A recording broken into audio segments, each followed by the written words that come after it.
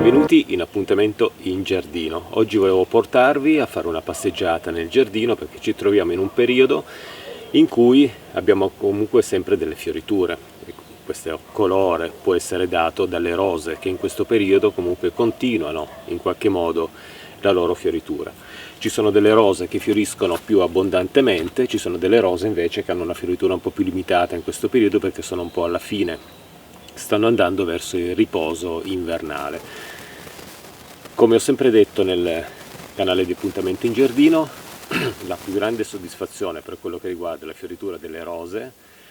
è sempre data qui nel mio giardino dalle knockout. Qui potete vedere che sono delle rose a impianto nuovo perché sono qui da circa un anno e mezzo più o meno, e sono rose che si sviluppano bene, sono rose che non si ammalano mai, l'ho già detto in Appuntamento in Giardino, proprio perché è veramente meraviglioso il colore di queste rose e anche la loro robustezza. Volevo portarvi qui a fare una passeggiata in giardino per vedere alcune cose che ho intenzione di fare, come spostamenti anche di alcune piante e di alcuni oggetti,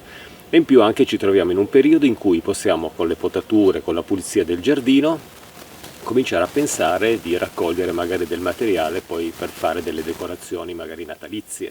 Però diciamo cominciare a colorare nel mese di dicembre la nostra casa e decorarla già con delle cose che appartengono a questo clima di festa che è quello del Natale. Quindi ci muoviamo qui in giardino, guardiamo un po' di fiori e poi parliamo anche di questo, su degli elementi che possono essere presi proprio come decorazione.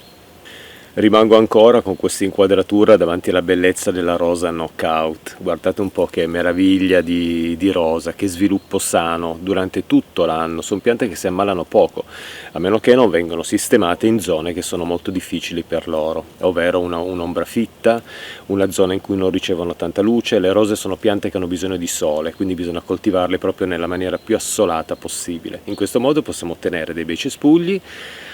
poco malati, con pochissime malattie, proprio perché c'è una luce solare che asciuga le foglie anche dopo una pioggia, e in più si crea anche un ambiente aperto e abbastanza ventilato. Questo permette di avere delle belle piante. Questo non vale per tutte le rose, ci sono delle rose che sono anche con fiori più grandi e con colori diversi, e anche rose con delle fioriture più compatte che sono anche molto belle, però ho notato che quel tipo di rosa ha bisogno di più attenzioni. La knockout invece la possiamo mettere in giardino e abbiamo sempre una fioritura spettacolare. Ci sono anche delle piante che possiamo portare in giardino che hanno un valore ornamentale enorme, nonostante abbiano l'aspetto di cespugli selvaggi, però in fioritura, parlo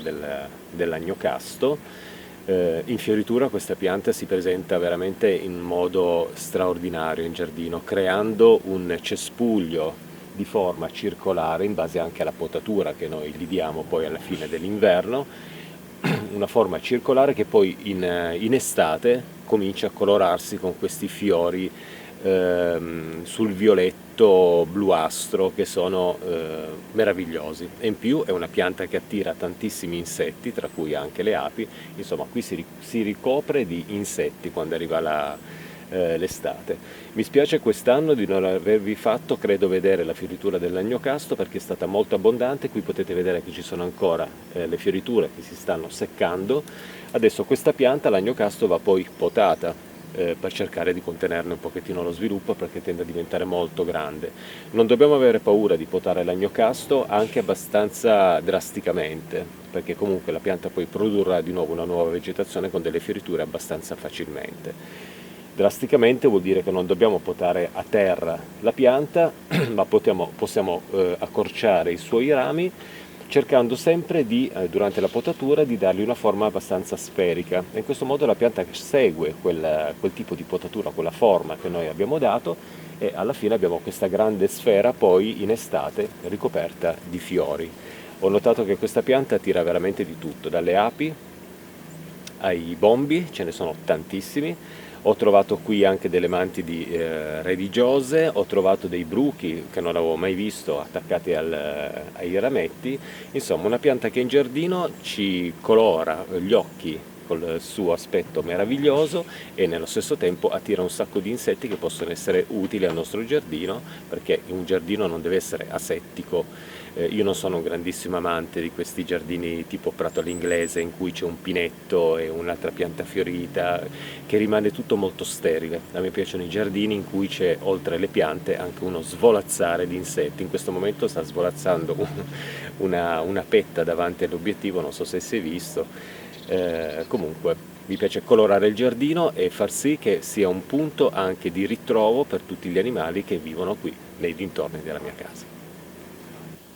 Tra gli spostamenti che ho fatto qua in giardino c'è stato quello di togliere da sotto l'ortensia zorro, questo gufo, perché veniva sempre abbastanza ricoperto, quindi non era molto visibile, e l'ho messo in questa zona del giardino che guarda il gazebo dove c'è il glicine bianco. Ho voluto fare questo spostamento per ridargli di nuovo un po' di importanza a questa statua, che è effettivamente una semplicissima statuetta da giardino da portare per decorare il giardino, però volevo far sì che sia ben visto, perché questo gufo in terracotta è qualcosa di bellissimo, io lo trovo veramente molto bello, e in più è un elemento decorativo che richiama sempre un pochettino il territorio dove vivo, perché in questo posto ci sono anche degli allocchi, insomma tutti questi uccelli notturni, civette, che vivono proprio qui nei dintorni della mia casa. Gufi qui non ne ho mai visti, perché forse sono molto più comuni in pianura, però comunque nel territorio ci sono anche loro, e quindi quando portiamo qualcosa di un elemento decorativo in giardino è sempre un bene portare un qualcosa che appartiene anche un po' all'ambiente dove viviamo, altrimenti rimane un po' una nota stonata. È vero che io qui in giardino ho portato anche dei piccoli Buddha, ne ho due se non sbaglio, sì, due qui in giardino, semi nascosti un po' in mezzo alla vegetazione, qualcuno un pochettino più esposto. Questo naturalmente è un qualcosa che va al di fuori del territorio dove vivo, perché non siamo in Nepal, non siamo in India, e quindi una statuetta di Buddha può rappresentare un qualcosa di originale, di caratteristico, anche un po' di strano in giardino. Però è anche vero che a me piace tanto giocare con l'enfatizzazione delle cose, e quindi in mezzo ad un giardino in cui ci sono tanti elementi che richiamano la bellezza del giardino, la fioritura delle rose, alcune piante che sono un po',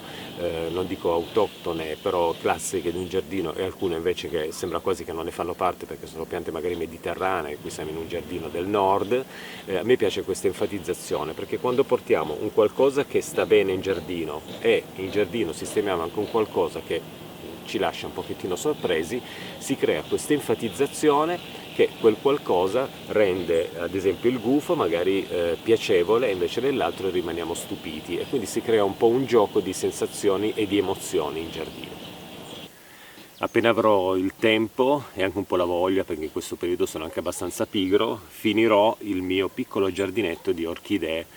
da giardino. Ho fatto 2 video nel canale Appuntamento in Giardino recentemente, li potete trovare scorrendo indietro nei video. Ho piantato delle orchidee che sono un Anacamptis morio, un Imantoglossum che sta crescendo qui, all'Anacamptis piccolina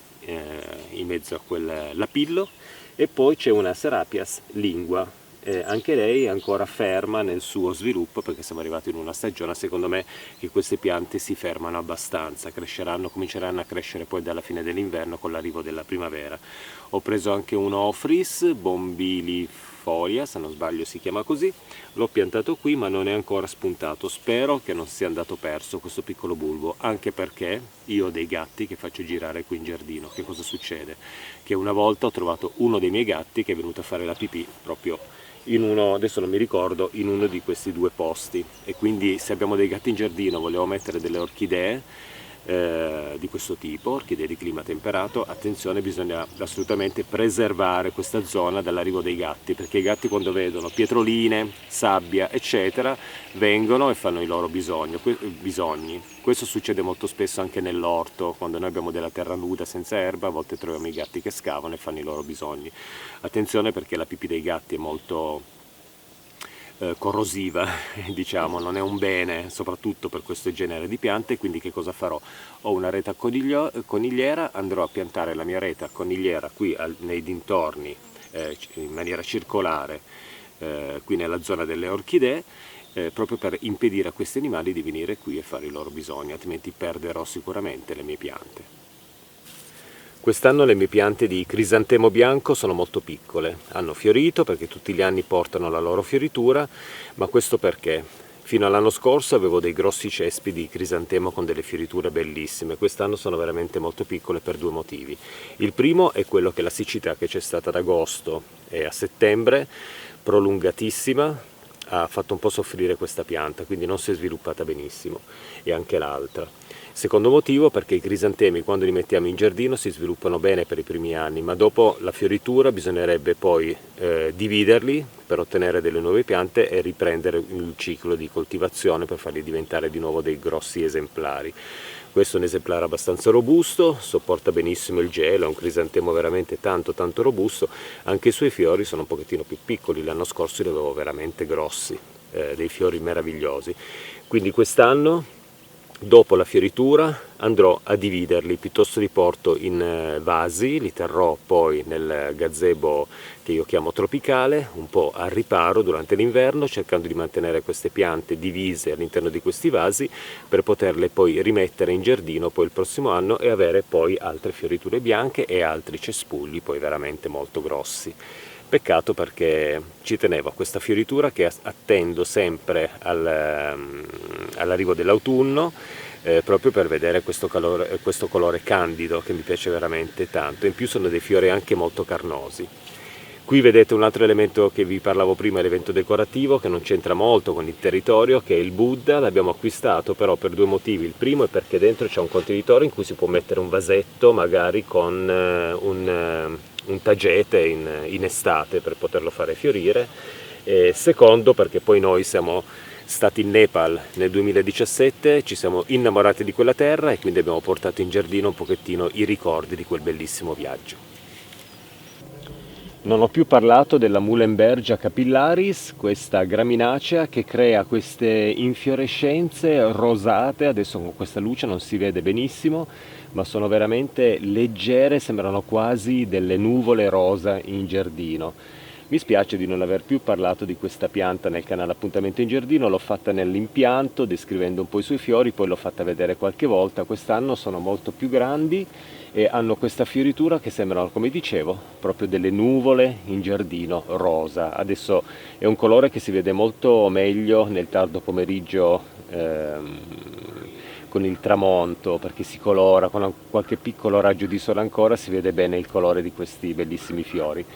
Spettacolare anche lei in giardino, una pianta facilissima da coltivare con un minimo bisogno di acqua. Io praticamente non la bagno mai e tutti gli anni si ricopre con queste nuvole di colore rosa che possiamo anche utilizzare magari per fare poi delle decorazioni se vogliamo in autunno o diciamo in autunno, non tanto in inverno, perché poi questi fiori tendono poi a seccare e perdono proprio il loro colore. Tra i colori più belli che possiamo portare in giardino per quello che riguarda il momento autunnale c'è quello della Salvia splendens, la salvia chiamata anche salvia ananas, perché se tocchiamo le sue foglie hanno questo odore che ricorda un pochettino l'ananas, ma quello che mi piace di più di questa pianta è questo sviluppo enorme perché diventa un grosso cespuglio e in più si colora quando arriva l'autunno di questi colori, di questi fiori color scarlatto che io solitamente prendo, raccolgo ogni tanto per poter decorare le insalate ad esempio o un piatto magari da portare in tavola perché hanno questo colore scarlatto che è veramente bellissimo. Anche lei è una pianta facile da coltivare in terreno che non sia eccessivamente umido, cresce abbastanza velocemente e nell'arco di 1 o 2 anni crea poi dei grossi cespugli. Avevo anche un'altra salvia che voglio ricomprare perché mi era piaciuta tantissimo, purtroppo non so che cos'è che l'ha fatta morire qui in giardino, non ricordo bene, forse una potatura sbagliata troppo drastica, troppo a livello del terreno, ed era una salvia dai fiori color blu chiamata, se non sbaglio, Anthony Perkins, una cosa del genere. La voglio riprendere perché le salvie sono piante anche decorative in giardino, facili da coltivare con un minimo bisogno di acqua e riescono a colorare nel periodo autunnale quando molti colori in giardino sono già svaniti, riescono a ridare questo un po' di tonalità, un po' di tono al giardino, un po' di colori, e quindi le salvie sono assolutamente da utilizzare. Ne ho anche altri tipi, però non stanno crescendo bene con dei fiori più piccoli. In più dietro c'è un faggio che ho sistemato qui,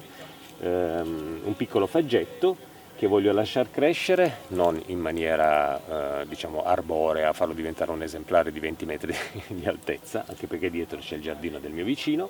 ma tenerlo sempre abbastanza piccolo con delle potature, e in più tutte le volte che vado a raccogliere dei funghi porcini o mi regalano qualche fungo porcino, io le parti che non mangio durante la sua pulizia, che sono magari un po' verminate, un po' rovinate, le porto qui e le lascio nella terra, sempre nella speranza che possa nascere un giorno poi una famigliola di porcini da raccogliere direttamente qui in giardino. So che questa qui è un po' un discorso utopistico, però mi piace molto l'idea. Il giardino dà anche l'opportunità non solo del lavoro e della sperimentazione, anche quella del gioco. Sempre un qualcosa di naturale, naturalmente, come portare magari gli elementi di scarto della cucina, quindi che servono per fare il compost, quindi quelli li portiamo nel compost e qualcosa possiamo provare a sistemarla nella terra per vedere che cosa nasce. Non lo so, magari un qualcosa che non nascerà mai, però io continuo a farlo perché mi piace l'idea di poter raccogliere un giorno qualche buon porcino da mangiare direttamente qui in giardino. Vediamo. Il faggio è una pianta proprio legata ai porcini, e quindi vediamo, io sperimento e se un giorno accadrà lo metterò qui nel video di appuntamento in giardino. All'inizio del video parlavo di decorazioni del periodo natalizio o del mese di dicembre per cominciare a decorare la nostra casa con un qualcosa che appartiene a questo periodo di festa. Una pianta che può darci qualche elemento decorativo è l'abete. Questa è una pianta di abete che è stata sistemata qui in giardino una quindicina di anni fa, se non di più, probabilmente anche 20, adesso non ricordo bene. Lo avevamo acquistato come albero di Natale in vaso, una cosa che non farò più perché ho portato questa pianta in casa, una pianta viva, in casa, in vaso, per decorarla come albero di Natale. Ma ho notato che questa pianta cominciava a soffrire tantissimo, soprattutto il riscaldamento invernale in casa, perdeva gli aghi, la vedevo proprio in uno stato di sofferenza. È una pianta che mi ha fatto molta tenerezza e così io e Giorgio l'abbiamo presa con tutto il vaso, l'abbiamo appoggiato qui nel giardino e poi ce la siamo dimenticata proprio con tutto il vaso. Questa pianta è rimasta per un anno in vaso in giardino. Il secondo anno ha cominciato a far uscire le radici da sotto, dai buchi di drenaggio del vaso, ha spaccato questo vaso di plastica, un vaso di plastica abbastanza leggero, lo ha spaccato, ha radicato, ha detto io voglio stare qui, ha messo le sue radici qua in giardino, sotto questo sole bellissimo perché prende veramente il sole tutto il giorno e si è sviluppato in altezza. Purtroppo la punta,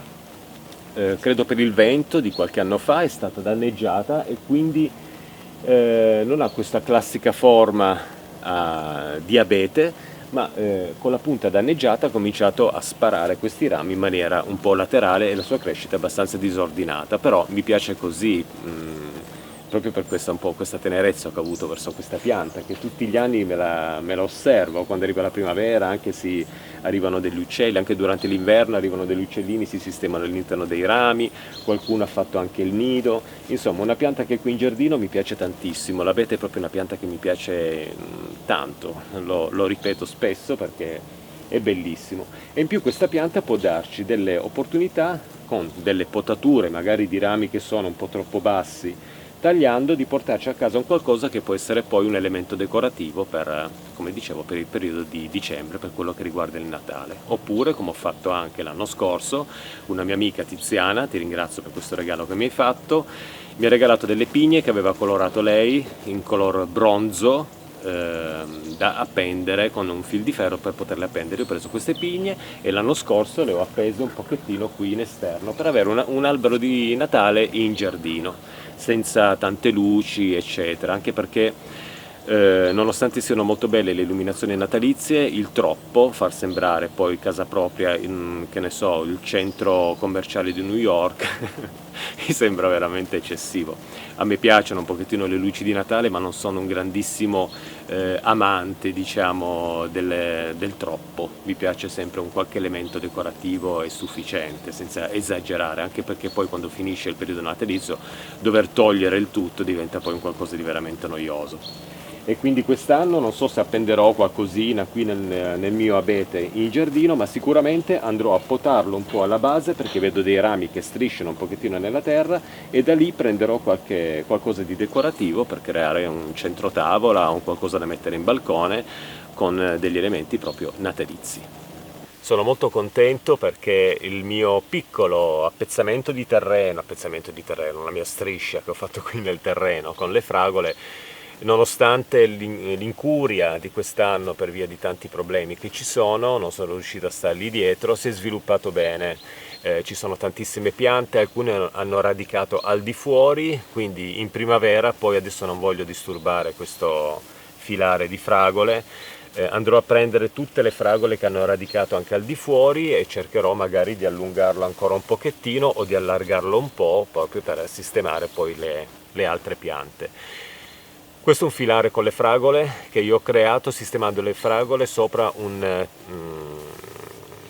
dei teli di juta bucati, sistemando in ogni buco la pianta, e ho notato che il telo di juta teneva lontano le lumache. Non ho trovato lumache in questa parte qui dedicata alle fragole. Queste sono due tipi di fragole: le rifiorenti, quelle che rifanno di nuovo i fiori e fruttificano poi tutto l'anno, le 4 stagioni vengono chiamate, e quella a fioritura unica. Qui ci sono quelle a fioritura unica, da qui in poi ci sono quelle rifiorenti, e in più siamo a novembre, guardate qui,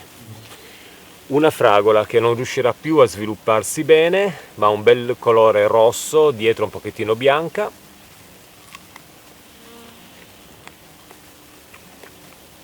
Ed è anche buona. Mangio una fragola il 12 novembre, incredibile, è veramente qualcosa di stranissimo, almeno per me, che poi effettivamente le ho sempre un po' coltivate ma mai bene. Qui voglio fare un bel lavoro. Questo è un incolto del nostro giardino. Dico così perché questo è il prato dove le nostre pecorelle e caprette venivano a passeggiare, a nutrirsi dell'erba, eccetera. Adesso queste pecore non le abbiamo più, neanche le caprette, come ho detto in un video di appuntamento in giardino abbastanza recente. Sono arrivati i lupi e quindi le hanno uccise tutte quante nell'arco di una notte, e così abbiamo cominciato a sistemare delle piante anche in questo pezzo di giardino, perché altrimenti rimane veramente un incolto, cresce tantissima erba e anche qui c'è un'ora di lavoro circa per poter col decespugliatore tagliare per bene l'erba, oltre tutto il resto del giardino, quindi un gran lavoro. Giorgio che cosa ha pensato? Ha pensato di portare qui delle piante che diventano abbastanza voluminose per coprire un pochettino il terreno, in modo da avere meno erba da tagliare. Tanto qui al limite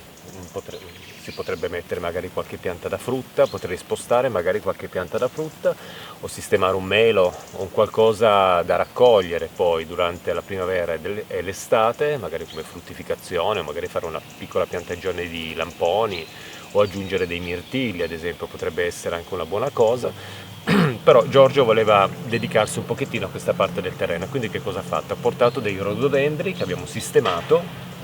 che ha sistemato qui in giardino, ne aggiungeremo ancora qualcuno, proprio per dare anche qui un pochettino di colore. E in più questo rododendro è quello dedicato a Blu, la nostra cagnolina che qualche mese fa ci ha lasciati. Così in giardino ci sono anche questi piccoli angolini di commemorazione degli animali che ci accompagnano durante il nostro cammino. In questo momento il rosmarino strisciante è in fiore, una fioritura bella perché colora questi rami di azzurrino, è un qualcosa di meraviglioso. Poi è una pianta profumata, una pianta che appena la si guarda viene subito in mente, non lo so, una grigliata. È una pianta che stimola anche lo stomaco visivamente, perché sappiamo che il rosmarino con il suo odore